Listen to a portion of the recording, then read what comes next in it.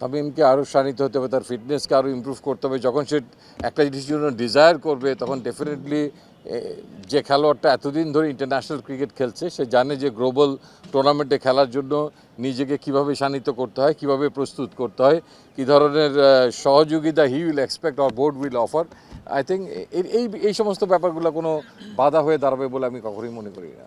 Basically আমরা নির্বাচন প্রক্রিয়ার যে জিনিসগুলো ফলো করার চেষ্টা করি, আই মিন নর্মাল যে প্রসিডিউরটা সেটা হচ্ছে যে ইনজুরির ক্ষেত্রে কোনো সমস্যা করার আছে কি না সেটা আমাদের ফিজিওথেরাপিস্ট অ্যান্ড ট্রেনার সম্মিলিতভাবে আমাদেরকে সেই অ্যাভেলেবিলিটিটা তারা জানান দেয়।